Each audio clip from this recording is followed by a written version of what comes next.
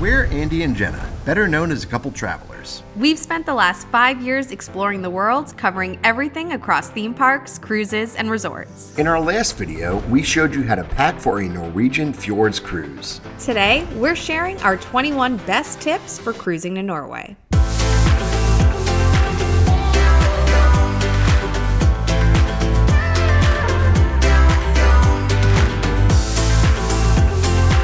What an amazing time in Europe and Norway. We booked this Norway cruise because if you've been following us for a while, we went on an Alaskan cruise a couple years ago, and this is like the closest thing to it. So yeah, there's a lot of similarities, some differences, but regardless, there are some tips that you need to know if you are looking to go on a cruise to Norway or through the Norwegian Fjords. In this video, we're gonna go through everything you need to know. Tip number 1 is to book early. We booked this 7-night Norwegian Fjords cruise on the Celebrity Apex in May of 2024 for a sailing at the end of June 2025. So a little over a year in advance. And the reason you want to book early is because that's how you're going to get the best prices. And for some more of these specialty sailings, so to Alaska, Norway, the Mediterranean, they're just going to book out well in advance. So overall, book early, get the best price, and make sure you have the most stateroom availability as well. And even with booking about 13 months in advance, there were no like ocean view balcony rooms available on the sailing, which was crazy. We actually had to get a concierge class room, which was a little bit more expensive because there just was nothing left. So that shows how popular some of these sailings can be. And also excursions tend to book up really fast with the unique sailings like Alaska and Norway. So again, booking early is always best. Tip number 2 is to book with a travel agent. And this is something I always recommend for any trip you are going on, because a travel agent is gonna be free, first of all. It's already built into the cost. So if you go to Celebrity, for example, and book your Norwegian Fjords cruise, you're paying for a travel agent, you're just not using one, and Celebrity is gonna keep that extra money that they set aside. So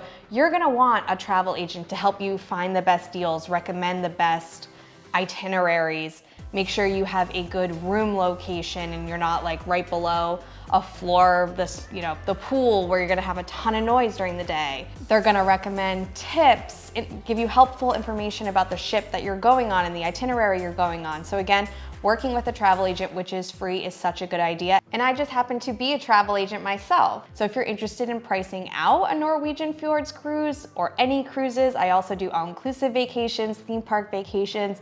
So if you're interested in getting in touch, you can scan the QR code here, or you can head to the video description for my email address. Tip number 3 is to book a stateroom with a balcony or an infinite veranda. Now, in case you don't know, an infinite veranda is something specific to the Royal Caribbean group. So Royal Caribbean and Celebrity Cruises. This is basically something that rolled out on the Celebrity Edge, and it's a type of balcony that extends your stateroom. We'll insert some clips here so you can see. It's much easier when you're looking at it, but your room is therefore bigger because it's including the balcony. Right. And you have floor to ceiling windows instead of having a door to go Right. out to a physical balcony. Yeah. So like for cold weather sailings, that's why we chose to go on the Apex, Right. specifically for Norway, so we can try one of these out. This is a select thing, like I said, to the Royal Caribbean group. So right now it's only on the Edge class ships, so the 5, that includes the Celebrity Excel that's coming out soon, and then Icon of the Seas, and then Star of the Seas, which is launching, I believe, next month. But none of those royal ships are possible for Norway. Correct. So yeah, it's really, if you want one of these, you gotta sail with Celebrity to go to Norway to have these. And this could change. This is as of we're recording this in July 2025, so the ships move around the world all the time, so take that with a grain of salt. But regardless of what ship you're going on, most modern day cruise ships have, the vast majority of the staterooms have balconies, so if you're going to Norway, we would even recommend booking a traditional balcony so you can sit outside, enjoy those great views, and just have an awesome cruise. Tip number 4 is to do some research about which side of the ship you should be booking your room on. So for our sailing in particular, we booked the port side, the left side of the ship, in case you don't know. And we specifically did that so that the majority of our evenings, we had the sunset view, which was incredible. So we had the sunset 4 of the 7 nights being on that side. And we also really had a good view going into Geiranger for the Seven Sisters waterfall, early in the morning on the way into port, which was great. So we were very happy with the port side of the ship. But this is just another reason why you should work with a travel agent, because they will look at your specific itinerary and make a recommendation if having a sunset, or if you prefer a sunrise instead, to make sure that you're picking the right side of the ship, or the correct side of the ship. And keep in mind, in Norway, especially the time of year, late June that we were there, the sun sets incredibly late. Like, there was one night we went, I think it was before Geiranger, we went to bed at like 11:45. It was still light out, and then we woke up at 6. So like, we never saw night. Yeah, so they have like 2 hours of darkness at that point in the year. So at the opposite times, they have 2 hours of sunlight, so which is just crazy. We basically had like midnight sun.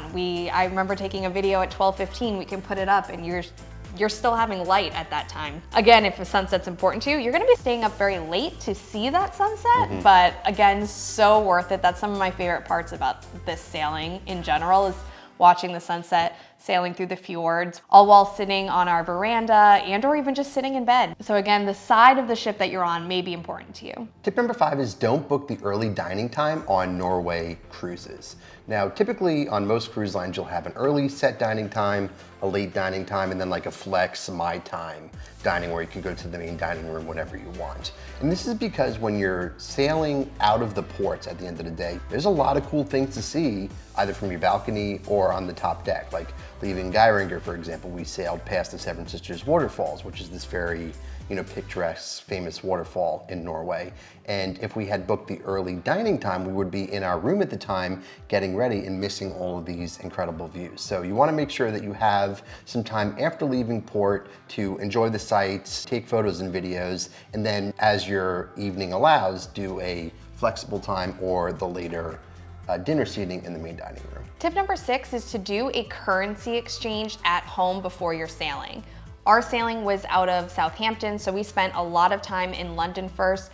I don't think you necessarily need any for London unless you're doing any sort of like excursion in London and you want to have some pounds for tipping. But on our sailing, we did a stop in Belgium, so you're going to need euros, and then for the Norwegian ports, you need kroner. And definitely recommend already having some on you to tip your tour guides, etc. That's really all we found that we needed it for, was tips. Everything else we could use Apple Pay, etc. So that was super important. London, especially in Europe as a whole, is largely a cashless continent. So having Google or Apple Pay, you're going to be fine, or even just like a touch credit card, mainly for tips. Make sure you have some actual cash on you. And a good international travel tip in general is always check with your credit card provider before you travel to make sure that you don't have any foreign transaction fees. Our credit card didn't have that, so we were very flexible when using it abroad. And then also probably a good idea to set travel notifications as well, so that way your credit card provider knows that you are traveling to a different country. And while we're talking about currency, tip number 7 is to charge the local currency when you are using a credit card internationally. So whenever we were in a souvenir shop, for example, we would pay with Apple Pay, and then it'll put the amount on the screen, and it'll ask you if you want to charge in kroner or if you want to charge in USD. My gut would have been to select US currency. It just kind of is what like your gut instinct is telling you to do. You actually will have a better rate if you choose the local currency option. So that's just an important thing to remember. Tip number 8 is to consider getting an international phone plan for data and directions. This was especially useful in London, but since this is a Norway tips video, it actually came in really handy when we took this electric car around Flam and the GPS in the car wasn't working, so we needed to use our Google Maps and our data to find our way around. So you can get by using an eSIM as well. That's something that is offered, but we just purchased the international day pass through AT&T, and it worked great. They just charge you by the day as you use it. You have an unlimited data, so it was very easy to use. And I think we paid, was it $12 a person a day? So the first line this is for AT&T, so it's $12 for the first line, then $6 a day for every additional line. And so like we obviously used it every day in London, and then we had Wi-Fi on the ship, so we were in airplane mode, and then whenever we decided that we needed to use our data plan, All we do is we picked one device, we took it off airplane mode, and then it automatically would like charge that one for the day. And it was also really helpful in a city like Bergen, which is very large, and we did an excursion that was kind of like go out on your own and here's tickets to some things. So there was a lot of walking that day, and the map they gave us was not very helpful. So being able to just choose to have data for the day and use Google Maps was well worth it. Tip number 9 is more of a general cruise tip, but it also applies to cruises to Norway, and that is to arrive to your port of departure early, at least one day. The ship is embarking at the scheduled time, whether you're on it or not, so make sure that you plan accordingly and get to port at least one day early to account for any sort of potential travel delays or anything like that. And this applies to any cruise around the world, but specifically one, like for example, we're coming from the States over to Europe. That's quite a ways to travel, so we did a full week in London before, so plenty of time to be in Europe and then get down to Southampton for the cruise. Tip number 10 is to pack for all weather. We had days that were warm, we had days that were cold and rainy, everything in between, and it changes often. So I think for Norway, the important things are having some waterproof items, having layers, and comfortable shoes. That is hands down the most important things. And if you're interested in getting more information on pretty much everything we packed on this trip, we already have a video out on the channel that goes through everything, so be sure to check that out. And so that packing video, like Jenna said, is already out on the channel now. If you want to be the first to watch all of our YouTube videos from this London and Norway series, make sure you sign up for our Patreon. All of our Patreon members get early access to YouTube videos before they are released to the general public. And for the packing video specifically, our packing list that we use for this sailing is up on Patreon, exclusively available for Patreon members. Make sure you check out Patreon. It's a great way to directly support a couple travelers. We would appreciate your support, and you could find out more at the link on the screen here or in the video description below. Tip number 11 is to bring your rain gear with you off the ship, even if it's not forecast to rain. When we were in Bergen, it looked pretty clear for the day, but at one point during our excursion, there was some passing rain showers and we didn't have any raincoats or ponchos with us. We just had to hang out in the cafe for a little while, which was fun. We actually had some really good hot chocolate, but yeah, it was good. We would have been able to like actually go out and about if we had our rain gear with us. And again, that's more of a general tip that pretty much applies to any sailing that you're going on, but knowing that Norway is a little bit more of a rainier cruise potentially, just make sure you pack that gear with you when you leave the ship. If this video has been helpful so far, please give it a thumbs up and consider subscribing for more London and Norway content. Tip number 12 is about the Port of Southampton, England, where our cruise to Norway left from. Southampton is a coastal city about 80 miles south of London, so you need to do some planning in order to get there if odds are you're flying into London, which most people who are going on this cruise probably will be. So what we did is we took a train from Waterloo Station, the Southwestern Railway, to Southampton Central Station. It was about an hour and 10 minutes on the train. Fairly affordable too. We just booked the tickets in advance and they have plenty of trains leaving in the morning, and odds are it's going to be a train entirely of cruise passengers. So like lots of luggage. Follow people with the luggage, because there probably are multiple cruise ships leaving from Southampton on the same day as you. The thing to keep in mind here is when you get off the train, you still have to get to the cruise port from the train station. So there was a little bit of a wait when we were at the train station. We ended up taking a cab. They kept coming around. We waited maybe like 10, 15 minutes until we got one. Then it was about a 10-minute drive to the actual cruise port. You can also book a Uber if you want to do a car share service, but basically, general rule of thumb here for this tip, it's just plan accordingly when you're traveling to the Southampton cruise port to make sure you're not eating up too much of your day with getting to the actual port. And that's not to say that you can't book some sort of transfer directly from London to Southampton.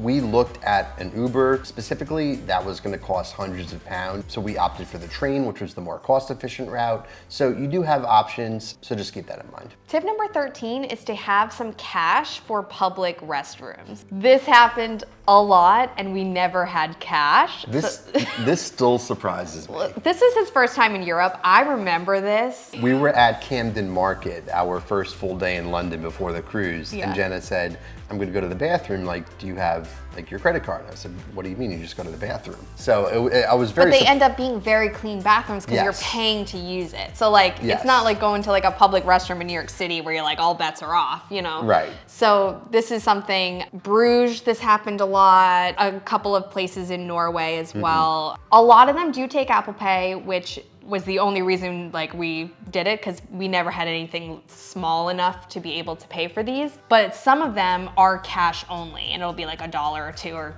whatever in the local currency. So make sure you have some of that with you, because I really had to go in Bruges, and the first one I came to was cash only, and I didn't have any left at the moment. So I had to keep walking until I found one that took Apple Pay. So just something to keep in mind. Tip number 14 is to take advantage of the complimentary room service in the morning if your cruise line offers it. Again, we were on Celebrity Cruises, so they have a continental breakfast that's complimentary, so pastries, fruit, coffee, juices. They have a paid option for room service as well that's like omelets and eggs and like other hot food. But this was really great because before you actually dock at the port, you are sailing through the fjord. So it behooves you to get up early, enjoy coffee on the balcony or the infinite veranda, and just take in the sights. So you leave the room service menu outside your room the night before, and then first thing in the morning it's delivered to you and you have some coffee or pastries or something to enjoy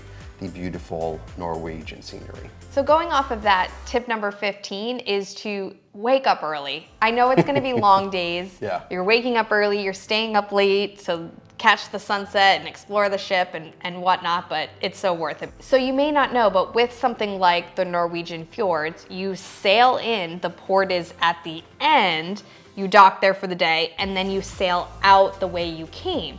So if you're waking up early, you get to see everything on one side of the fjord, and then after the port, when you sail out, you're getting the other side's views, which I like seeing both views. They're very different. You never know what's on the other side. Did you have the best view? So getting up early is definitely the right thing to do here. Tip number 16 is to keep a list of your excellent and standout crew members. Again, this is a more general cruise tip. We do this on any vacation we go on, be it to a resort, a cruise, a theme park. But in particular, crew members on cruise ships work very hard. They are on contracts that are often months long away from their families. They work 7 days a week, long hours. They are really friendly, hardworking people. So the least we could do to thank them for offering such great services to, give them a shout out. So if your cruise line sends you a survey after the cruise, make sure you mention them by name. So have a running note on your phone with all those crew member names that you interact with over the course of your cruise, and then make sure you give them a shout out. For our cruise on the Celebrity Apex, we'll put all of their names here on the screen. So thank you guys for an amazing cruise, and that's just a more general cruise tip as well. Now for these next few tips, we're gonna do port-specific tips. So the first port of call on this Norwegian Fjords cruise was to Bruges in Belgium.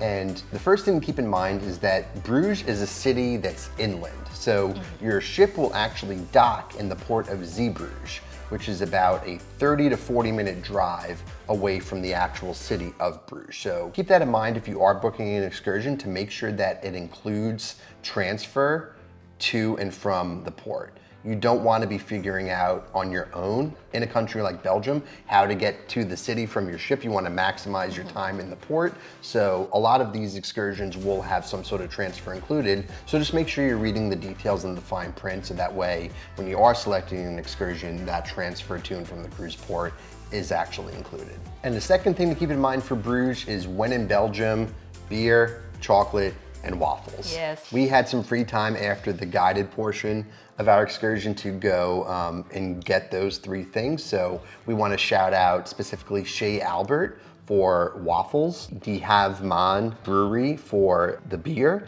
and then I'm not even going to try to pronounce this shop, but this was a great chocolate shop with some really artisan chocolates, delicious by the way. And fun fact for the brewery, I found this fascinating. He loves this. So because of the history of Bruges, large trucks are not allowed to drive in the city. So the brewery still brews the beer in the city, but it's bottled 8 kilometers away outside of the city. So they built this pipeline that ships the beer from the brewery 8 kilometers away to the facility where it's bottled and then shipped out. Yeah. From there. I'll insert some B-roll here of the actual pipelines like cut out in the ground where you can see it through some glass. But I found that fascinating. And just for Bruges in general, we really enjoyed our walking tour, and it was super helpful because when we later had like 3 hours of free time, we basically followed the route through the city that the tour guide had done earlier, which was helpful. And also while in Bruges, you need to do a canal tour. That was definitely a highlight. It's a very popular thing. There's long lines for it. That was part of our excursion. Really loved that. And we're gonna have specific vlogs from each of these ports of call. So make sure, again, you subscribe and sign up for Patreon so you can be the first to see those videos when they come out here to YouTube. And in those videos too, we say like what's the name of the excursion and how much we paid and what we thought, etc. Tip number 18 is all about the port of Flam. And this was my favorite port. I know yours was Geiranger. Mine was Flam for many reasons. And I think one of them was that we rented a 2-person electric vehicle called a Twizy from this company called like e-mobility. And that was one of my favorite parts of the trip, was just driving around Flam, just the 2 of us, and going like way up into the mountains for some crazy views. Now, if you're planning to go to Stegestein, which is this really cool viewpoint, like at one of the highest points of the mountain in Flam, I highly recommend that you rent a Twizy to go there, because a lot of the buses that we saw that went up to that viewpoint had like 10 minutes. Yeah. Like they'd come in a huge group. It was impossible to get photos because there's so many people at once on this like tiny little platform. Yeah. And then they like get on the bus and leave. If you've been to Alaska and Juneau, went to Mendenhall Glacier, there's Nugget Falls there where like it's Instagram versus reality, where online you see these beautiful picturesque photos and videos, but in reality it's just a sea of people. We were able to get some good photos and videos, but yeah, you want to maximize your time. For sure. The good thing about the Twizy was that we could let the crowd do their thing and leave, and then we got to get some photos. And then even like on the way down, back down the mountain, we got to just pull over anytime and be like, oh, this is a really nice view, let's pull over and get some photos. And so it was just like much more chill and lax. And the only negative thing about the Twizy, I guess there was 2 things. So one was when we first went out on it, the GPS didn't work for us and we had to come back. I guess they had set it to the other route instead of the one we wanted to go on. But even so, at that point, if you took a wrong turn, it wasn't updating. Yeah. So we just used data on our phones and he was directing me from the back while looking at a phone, which was fine. The other thing is that sometimes the road is only big enough for one vehicle, but it's a 2-way street. So you have to be very comfortable driving a car. The good thing is that this, because it's so small, it turns so quick, like. Turns on the dime. It really does. And so like at one point, tiny road, coach bus coming at me. And so like we both stopped and kind of like stared at each other, but they always have the right of way. So in the Twizy, you gotta. The vehicles coming down the mountain always have the right of way. Yes. Yeah. So I had to back up the vehicle until there was like a way for me to kind of pull to the side to let it pass. So you just have to be a little bit comfortable like doing things like that. But I'd say for 95% of the drive, we didn't see a car. It was just whenever you do pass one, it can be a little iffy. But right when you get off the ship, there is a big visitor center. There's lots of souvenir shops. There's food trucks. There's like a playground, picnic tables. There's like a small, like not traditional beach, but beach-like area. Waterfront area. Yes. So there's lots going on over there. There's also, if you are taking a railroad excursion, which is another popular thing, that leaves from right there. It's right there, yeah. Which is really nice. You can just get off the ship and get right on the railroad. So lots to do. Again, check out our vlog that will eventually be going up from this port because it was a lot of fun. Tip number 19 is all about the port of Geiranger. This was our 3rd port of call on this cruise and happened to be my favorite. So our excursion in Geiranger was a ride to the Dalsneva summit, which is 4,500 feet or 1,500 meters above the city. These hairpin turns in the coach bus. It was quite the exhilarating thing, but those drivers are pros. I had to close my eyes several times.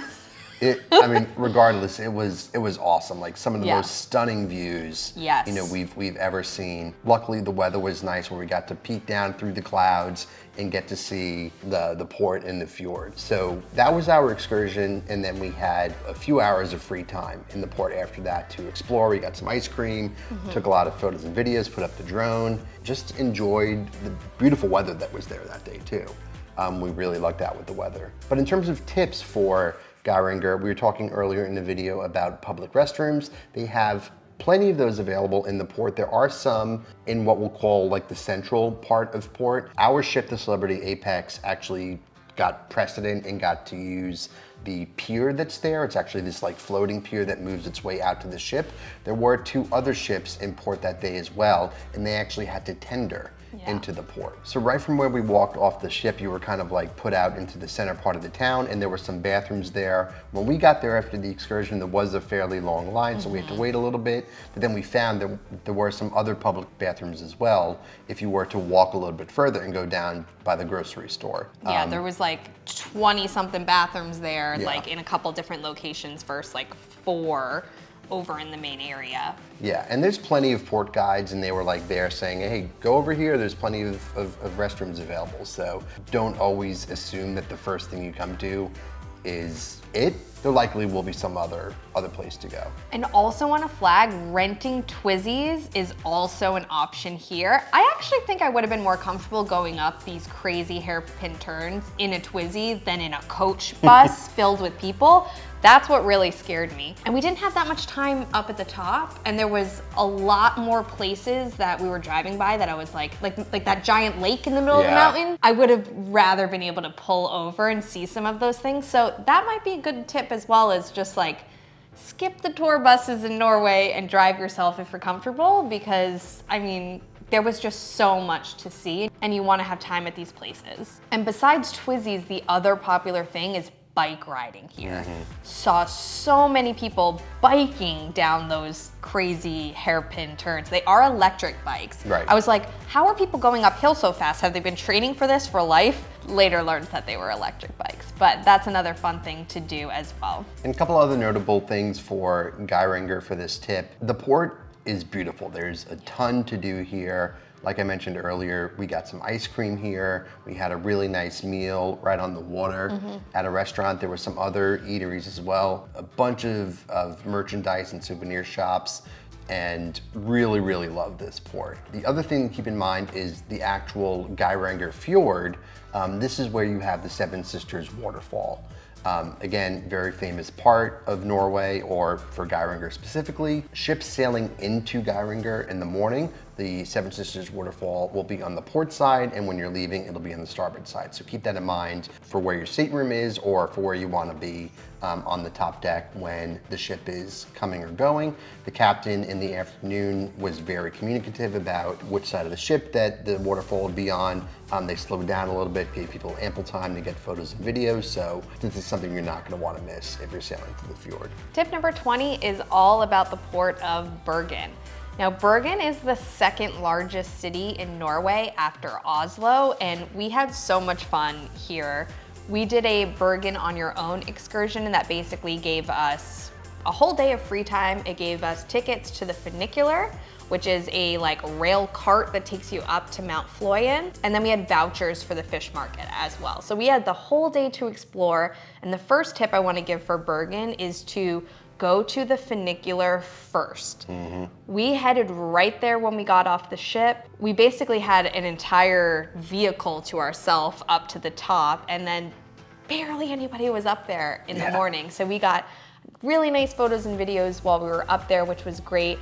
Then the crowds started to come in. We had a line to get back down. You could tell like people who were doing guided tours, and this was a stop, they're all like herded. They have like 10 minutes at the top, then you gotta get in line to come back down. So heading there first is definitely recommended. And take your time to explore Mount Floyen when you're up at the top. So the easiest way to get there, especially if you're a tourist, is by the funicular. But you get up there, there's a gift shop, there's a restaurant, there's the whole viewpoint, there's a bakery and a cafe. I would love to be a local there and like have that be your public park. They also have so many hiking paths. Right. So you could spend like a whole day on a hike. They have like a troll forest. Like it's very... And the Trolls are very integral to Scandinavian and Norwegian culture, and so the most famous troll is a statue here in Fløyen. A lot of people take photos with it. It's actually the one, if you've ever been to Epcot in Walt Disney World, that one in the Norway Pavilion is modeled after this troll in a statue in Fløyen. Another popular thing in Bergen is to see the colorful houses. This is such like